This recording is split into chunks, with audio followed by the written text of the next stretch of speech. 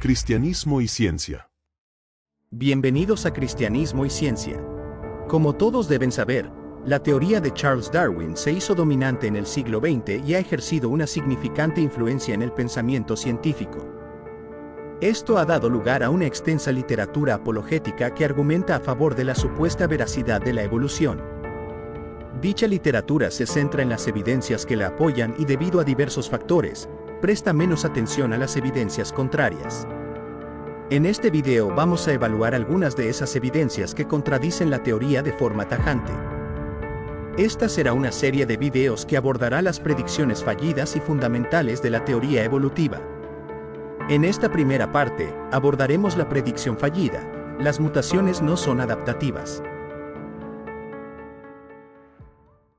Iniciemos con el término teleología. Este concepto es fundamental para la discusión sobre los orígenes y aquello que está más allá de ellos.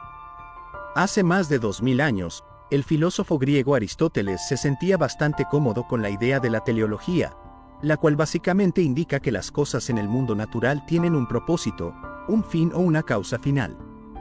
Por ejemplo, los dientes son para masticar. En esta oración, la preposición para, junto con el verbo, indican claramente un propósito. Por sentido común, entendemos que los dientes existen para ese fin, y por tanto, fueron generados con ese propósito, es decir, diseñados. Algo muy distinto pensaban los epicúreos, quienes estaban en contra del concepto de teleología. Ellos sostenían que los dientes no existen para masticar, sino que debido a que servían para masticar, persistieron. Una lógica totalmente diferente.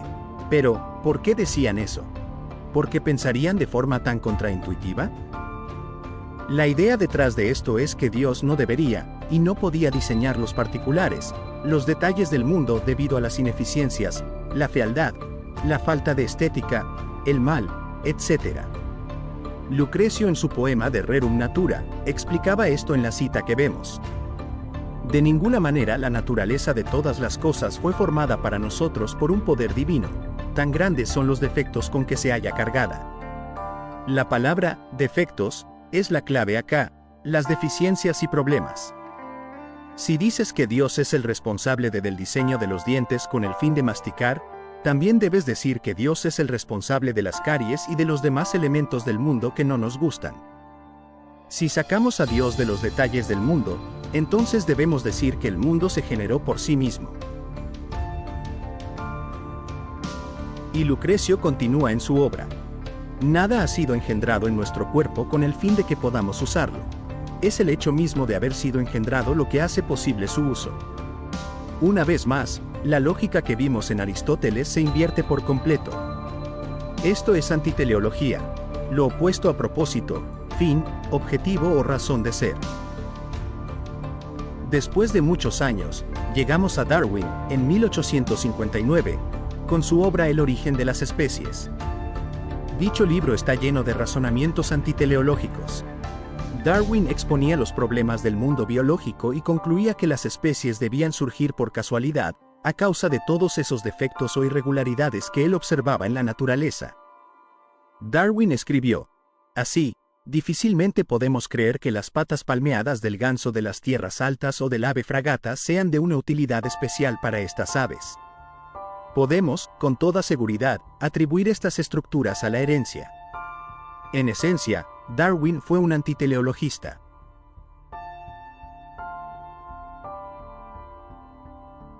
El evolucionista John Race escribió: no hay manera de entender el surgimiento de la teoría evolutiva durante la Ilustración, es decir, en el siglo XVIII, si no es en el contexto de una antiteleología derivada directamente de Lucrecio.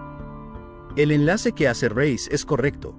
La teoría evolutiva no surgió solo como una idea científica, sino dentro de un marco filosófico antiteleológico, es decir, contrario a la idea de propósito o diseño en la naturaleza, y que esa visión proviene directamente del pensamiento materialista de Lucrecio.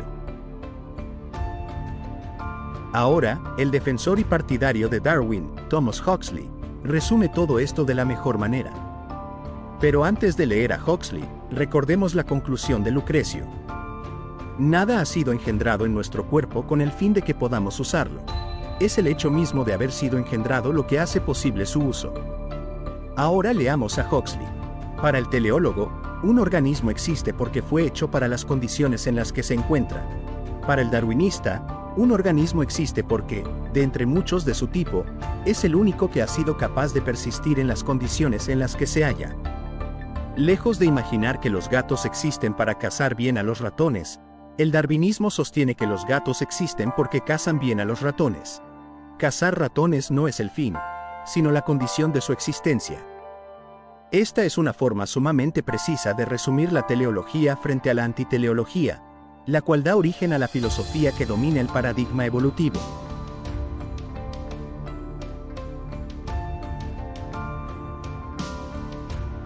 Así que eso tenemos, teleología versus antiteleología.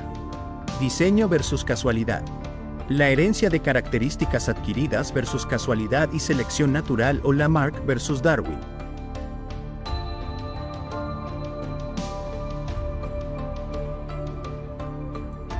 Es claro que Lamarck es recordado por la herencia de características adquiridas, según nos aclara este paper.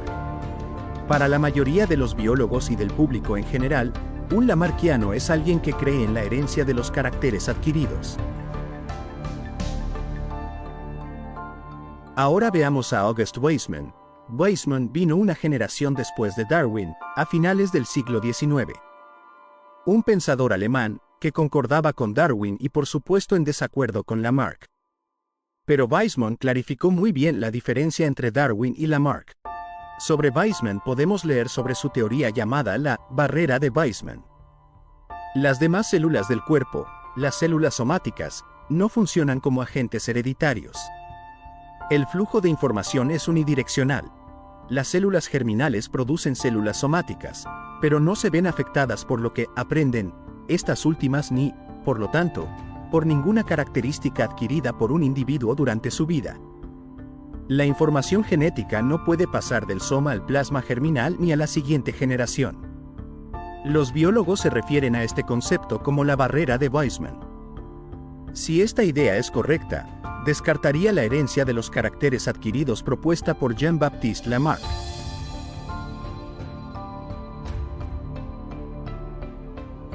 Demos una breve explicación sobre la diferencia entre células germinales y somáticas. Las células germinales son las que comúnmente conocemos como espermatozoides y óvulos, mientras que las células somáticas son todas las demás células del cuerpo que no están involucradas en la reproducción, es decir, que no son ni espermatozoides ni óvulos.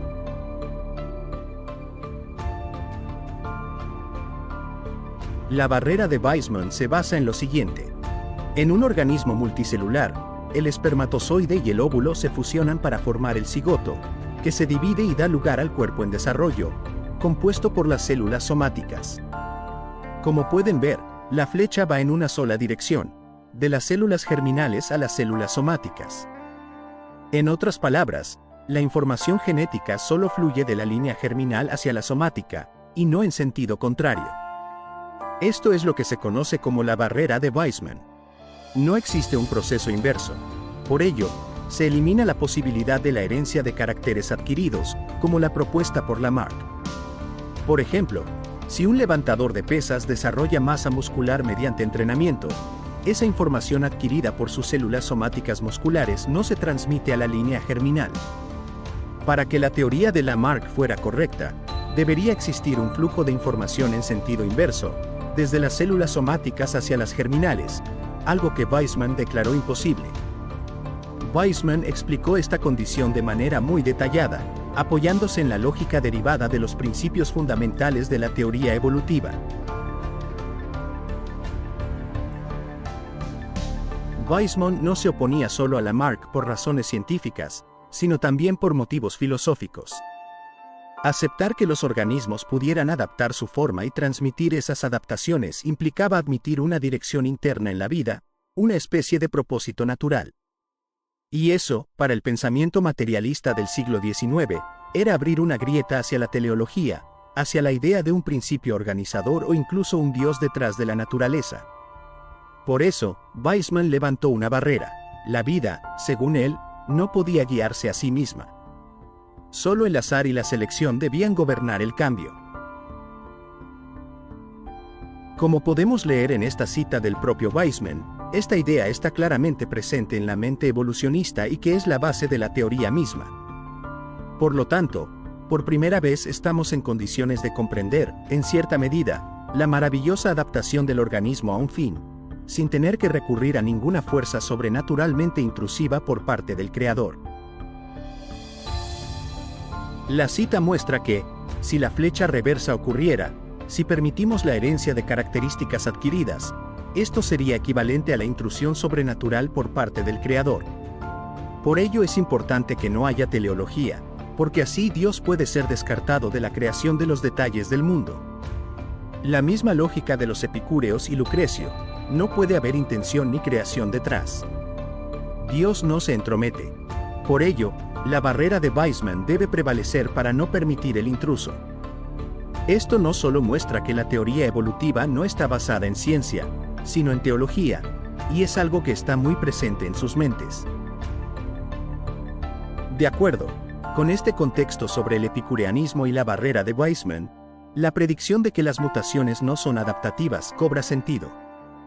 Si las mutaciones en el genoma fueran adaptativas, eso significaría que la información sobre amenazas ambientales o sobre las necesidades de las células somáticas estaría regresando al ADN, rompiendo así la barrera de Weisman. Por lo tanto, esta es una predicción fundamental de la teoría evolutiva. Veamos algunos ejemplos. Sir Ronald Fisher fue uno de los matemáticos más influyentes del siglo XX, y también un referente en evolución.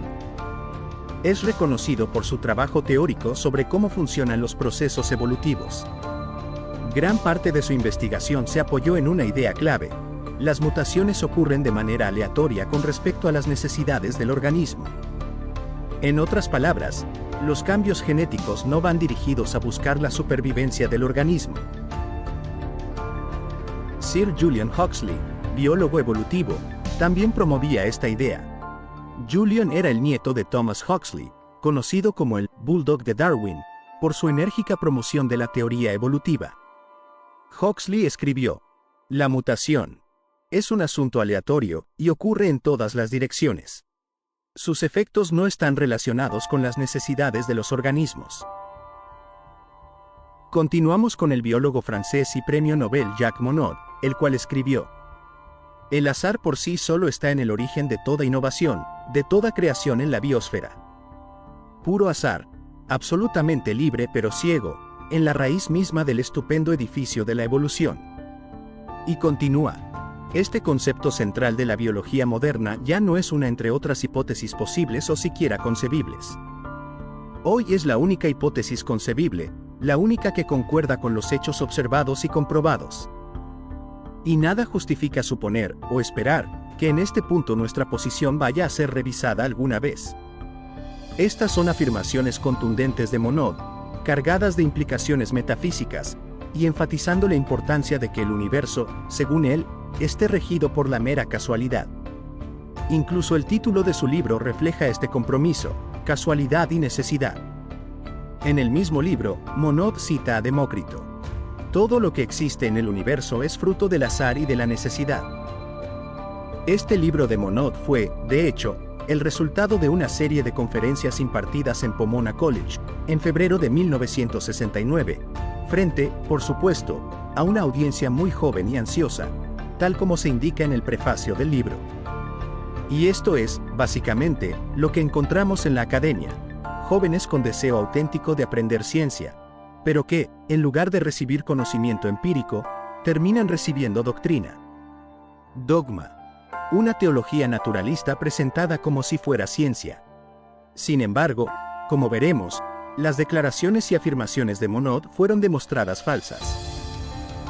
Acá tenemos el paper de 1990 del laboratorio de Richard Lenski, donde se discute la aparición de lo que se llamó mutaciones adaptativas. En este artículo, Lenski intenta explicar cómo estos resultados podrían ajustarse a la teoría evolutiva.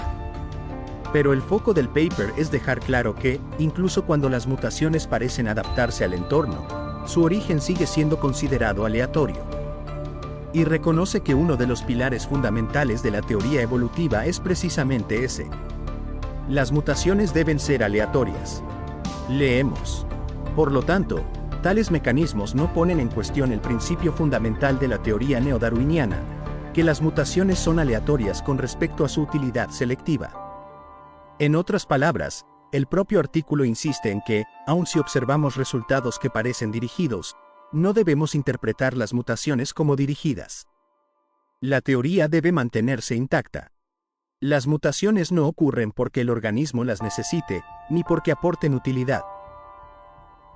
Acá tenemos un artículo posterior que refleja el mismo sentimiento.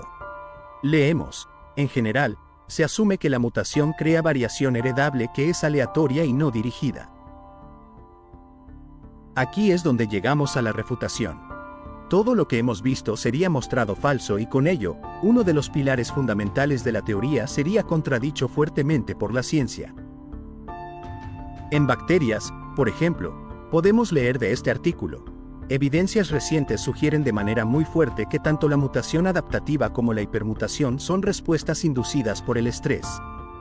En otras palabras, cuando tenemos una presión de estrés ambiental en una población de bacterias, mutaciones adaptativas como respuesta directa a ese estrés son observadas. Acá tenemos otro estudio interesante.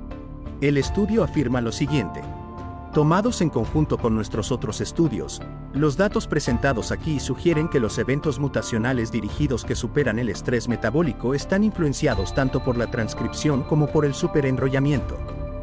¿Qué significa esto? Cuando la célula atraviesa estrés metabólico, no se queda esperando mutaciones al azar. Los procesos internos que están activos en ese momento, como la transcripción, junto con la forma en que el ADN se encuentra enrollado, pueden influir en qué mutaciones se producen. En otras palabras, las mutaciones no aparecen de manera indiferente, sino que pueden generarse de forma orientada para resolver el problema que enfrenta la célula. Luego, tenemos este estudio. Esta mini revisión sugiere que mecanismos de retroalimentación sensibles y dirigidos, iniciados por diferentes tipos de estrés, podrían facilitar y acelerar la adaptación de los organismos a nuevos ambientes. Lo que está diciendo es que, cuando un organismo enfrenta estrés, por ejemplo, falta de nutrientes, cambios de temperatura, presencia de toxinas, etc., se activan mecanismos internos específicos que responden a ese estrés. Estos mecanismos no solo son sensibles, es decir, detectan cambios, sino también dirigidos, no actúan al azar. Esto no solamente se ha observado en bacterias, también las levaduras. En este estudio se descubrieron mutaciones adaptativas que proporcionan flotabilidad en la levadura, permitiéndole enfrentarse a entornos líquidos pobres en oxígeno. Leemos: así, las mutaciones en las secuencias reguladoras cis y las variaciones en las repeticiones en tándem asociadas a los genes, dos de los principales mecanismos que facilitan la evolución morfológica rápida, son los eventos genéticos notables que explican la adaptación de las levaduras flor a entornos líquidos con poco oxígeno. Este estudio muestra algo realmente revelador. Leemos: la adaptación se debió a la respuesta de muchas células individuales al cambio en el entorno y no a la selección. Esto significa que no fue el escenario evolutivo que es la base de la teoría evolutiva donde la selección es la que genera las adaptaciones. En lugar de eso, muchas células respondieron de manera activa al cambio ambiental, ajustándose por sí mismas. En otras palabras, el ajuste fue interno, no externo. El estudio además indica: este estudio, por lo tanto, describe un proceso que es diferente de la visión común fundamental sobre la adaptación. Aquí, la adaptación parece no depender de la variabilidad genética aleatoria y rara que se acumula independientemente del agente de selección. De nuevo, respuesta interna y no según lo afirma la teoría evolutiva. También podemos ver estas mutaciones adaptativas en plantas, como la linasa. En este estudio se observaron cómo la planta de linasa generó mutaciones repetidas en respuesta a variaciones en los niveles de fertilizantes.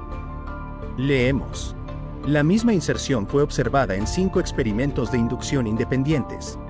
Esto indica que se encontró exactamente la misma mutación ocurriendo en diferentes experimentos, lo cual indica que no fueron respuestas aleatorias. Acá se confirma. Sin embargo, estos eventos no pueden ser simplemente el resultado de probabilidades estocásticas aleatorias, ya que la misma inserción ocurre de manera reproducible. Esto no solo muestra que la célula responde de forma activa, sino que no hay aleatoriedad ninguna, es una respuesta algorítmica. Continuando con levaduras. Este estudio nos indica: el papel del ambiente en la generación de mutaciones adaptativas sigue siendo un tema controvertido. Ahora, ¿por qué esto sería controvertido? El motivo es que desafía uno de los fundamentos centrales de la teoría evolutiva moderna. Según la visión tradicional, las mutaciones ocurren al azar, sin relación con lo que el organismo necesita, y luego la selección natural decide cuáles permanecen. Pero si el ambiente puede inducir mutaciones útiles, entonces las células no estarían actuando por azar, sino respondiendo de forma dirigida. Esto desplaza el papel de la selección externa y sugiere un ajuste interno, lo cual rompe uno de los pilares históricos de la evolución. En pocas palabras, ya no sería un proceso ciego. Por eso era tan importante el contexto que vimos anteriormente. El estudio continúa. Los resultados presentados aquí muestran que, en la linaza, puede ocurrir un evento de inserción reproducible en respuesta directa al entorno de crecimiento, y este evento puede ser directamente seleccionable. La inserción surge durante el desarrollo de la planta y aparece en las hojas. Para que se entienda claramente, esta inserción, que es un evento mutacional, puede ocurrir bajo estrés ambiental, como cambios en los niveles de fertilizante. A eso se refieren cuando mencionan entorno de crecimiento.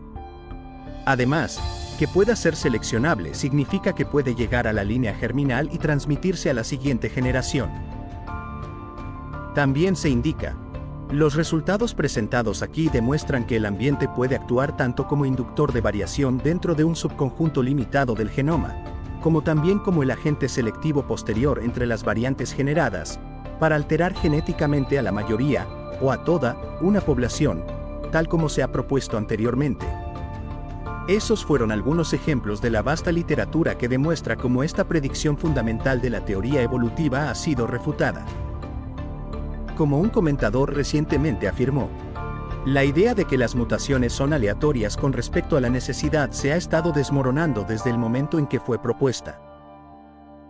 ¿Y cuál fue la respuesta cuando la evidencia comenzó a contradecir una y otra vez la predicción original? Primero, negación. Luego, insistencia obstinada, guiada por el axioma base: la evolución es verdad.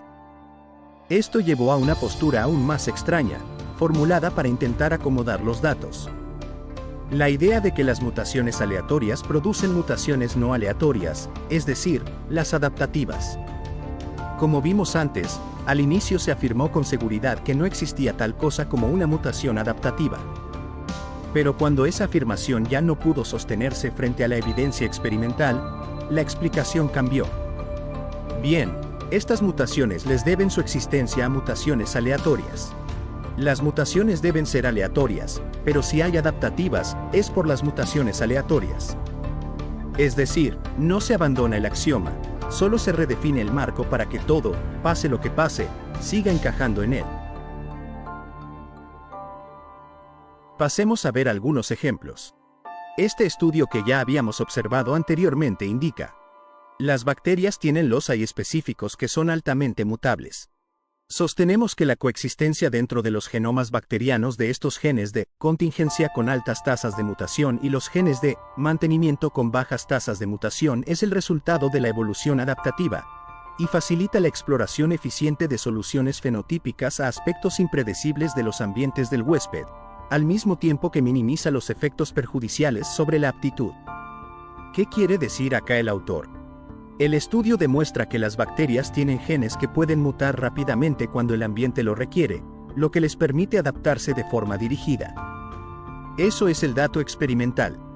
Pero cuando el texto dice que este sistema es el resultado de la evolución adaptativa, no está mostrando evidencia de cómo surgió, sino simplemente asumiendo que apareció por mutaciones aleatorias y selección natural.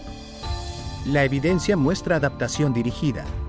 La explicación de que esto se originó por azar es una interpretación, no un resultado demostrado.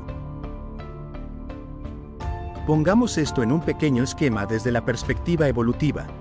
Se comienza con mutaciones aleatorias y selección natural. Este es el modelo clásico. Según esta visión, de alguna manera este mecanismo termina originando sistemas dentro del organismo que más adelante producirán mutaciones adaptativas cuando el organismo se enfrente a una presión ambiental. Es decir, la selección natural junto con mutaciones aleatorias habrían configurado de antemano la capacidad del organismo para responder en el futuro a situaciones que aún no han ocurrido. Luego, cuando finalmente aparece una presión ambiental, ahí las mutaciones adaptativas se activan y permiten superar el desafío. Esa es la narrativa propuesta por los evolucionistas.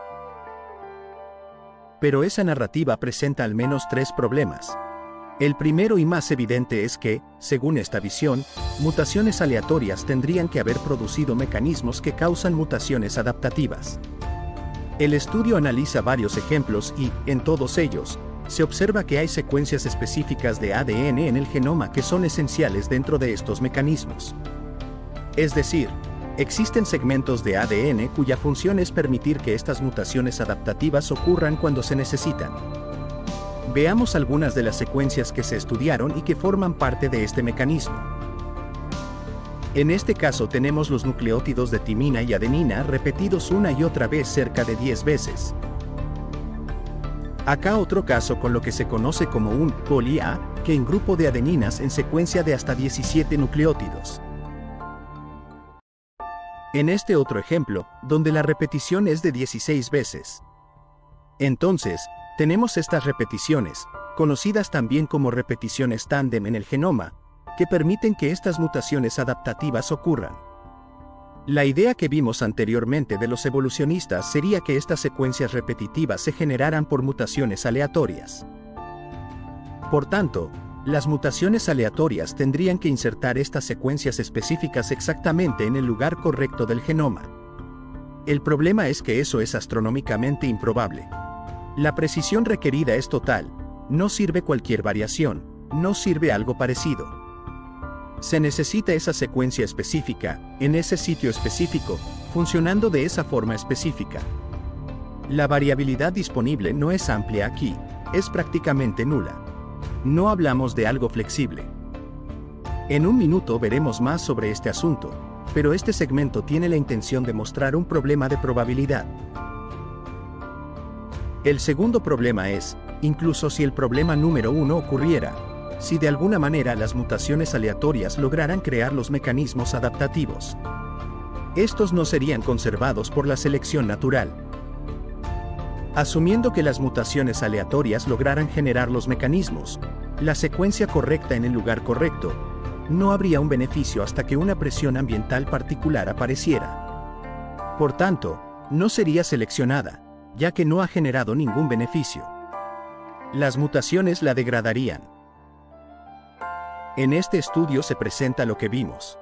Un desafío importante al responder la pregunta anterior es que la evolvabilidad es un rasgo disposicional. Se refiere al potencial de un sistema biológico para generar variación adaptativa, por ejemplo, mediante mutaciones en el ADN.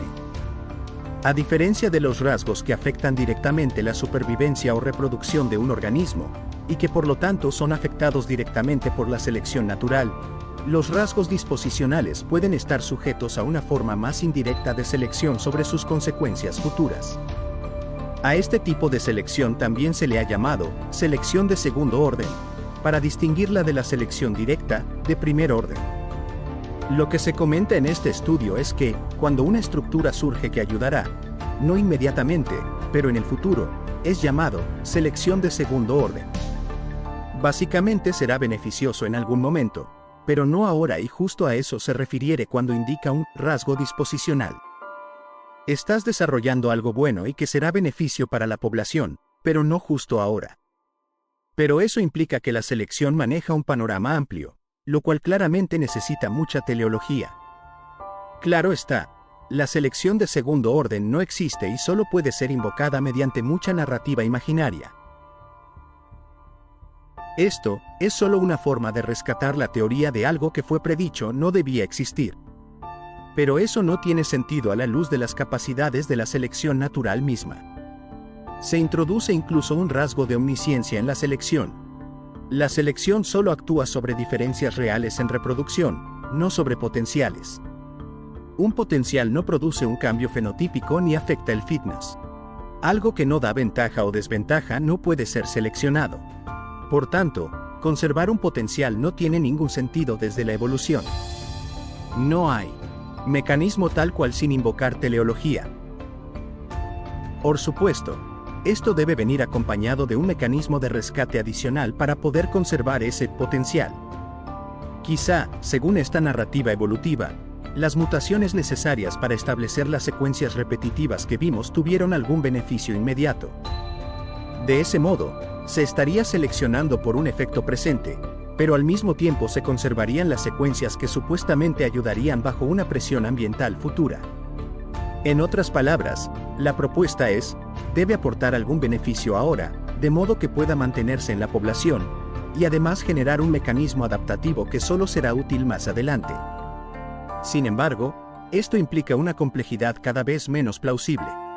No solo se requeriría la secuencia correcta en el lugar correcto, sino también que posea un beneficio inmediato y uno de largo plazo. Es decir, la explicación evolutiva necesita combinar múltiples supuestos simultáneos para hacer encajar estas mutaciones adaptativas, lo que la vuelve conceptualmente frágil. Bien, hasta aquí ya vimos que, según los evolucionistas, las mutaciones aleatorias debieron encontrar la ubicación correcta en el genoma, ser del tipo exacto necesario y, además, incrementar la aptitud de manera inmediata para no perderse por deriva o nuevas mutaciones.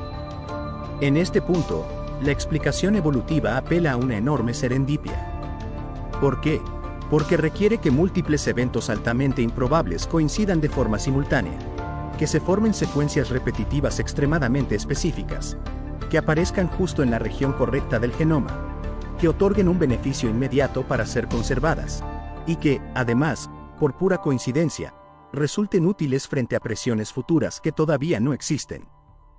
Todo debe alinearse perfectamente sin guía, sin propósito y sin dirección. Es una cadena completa de coincidencias afortunadas, demasiada suerte acumulada como para que funcione como una explicación robusta. En consecuencia, la teoría se ve obligada a invocar niveles crecientes de complejidad y supuestos auxiliares, haciendo que el escenario propuesto sea cada vez menos plausible. Llegamos al tercer problema, el cual es autorreferencial, en otras palabras, la evolución crea la evolución. ¿A qué me refiero con esto? La idea de que mutaciones aleatorias están últimamente causando que estas mutaciones adaptativas ocurran, significa que la evolución está construyendo más mecanismos evolutivos. La evolución, construyendo la evolución. Esto se confirma si volvemos al estudio anterior de Andreas Wagner. Mucho menos estudiadas que las causas de la evolvabilidad está su propia evolución. ¿Puede la evolvabilidad en sí misma ser un producto de la evolución darwiniana adaptativa? La pregunta es importante, porque una respuesta afirmativa implica que la evolución darwiniana puede ayudar a crear las condiciones bajo las cuales la propia evolución darwiniana se vuelve posible. Esto es totalmente autorreferencial, es decir, circular. El mecanismo que supuestamente debería explicar el origen de la evolución requiere que la evolución ya exista para poder originarse.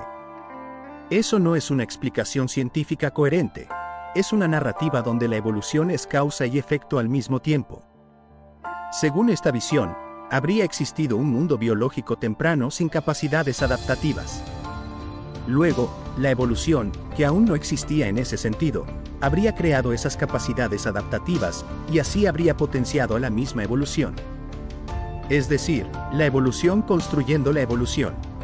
Una explicación circular disfrazada de mecanismo científico. Esto claramente muestra cómo la teoría evolutiva falla en las virtudes que debería poseer una buena teoría científica. La evidencia contradice la predicción hecha. La teoría predice un resultado, pero observamos justamente lo contrario. No presenta una causa plausible. Se recurre a narrativa retórica y recursos ad hoc para llenar huecos, no a mecanismos demostrados. No muestra consistencia interna. Intenta conectar mutaciones aleatorias con mutaciones adaptativas después de haber negado durante décadas estas últimas. No existe coherencia interna. Para rescatar la explicación, se introducen argumentos ad hoc que solo complican el modelo. No hay coherencia universal. La explicación no encaja con otros principios que la propia teoría evolutiva afirma en otros contextos. No hay simplicidad. Al contrario, el modelo se vuelve cada vez más enredado y antiparsimonioso, cargado de excepciones, rescates y mecanismos hipotéticos. Tampoco hay durabilidad.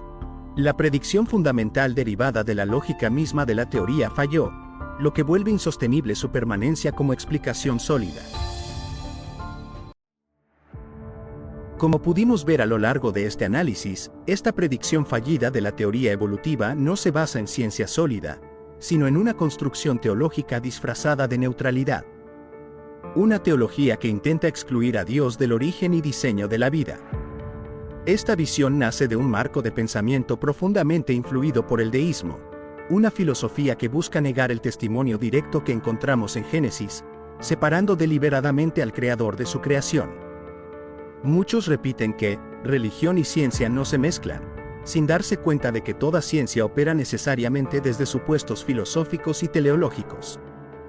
La ciencia misma presupone propósito, orden, racionalidad y leyes constantes, todas realidades que solo tienen sentido si provienen de un Dios personal, racional y activo en su creación.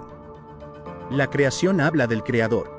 Jesucristo, el Verbo por medio del cual todo fue hecho, es la razón por la que el universo es comprensible. Por eso existe tanto esfuerzo por reemplazar al Dios personal que sostiene y ama su creación con una fuerza impersonal, distante y sin propósito. No es ciencia, es una cosmovisión. Y esa cosmovisión pretende desplazar la confianza en la palabra de Dios para poner en su lugar una narrativa materialista que falla incluso sus propias predicciones. Gracias por acompañarnos en esta serie. Te invitamos a suscribirte, compartir este contenido y reflexionar profundamente sobre estas evidencias. Dios les bendiga.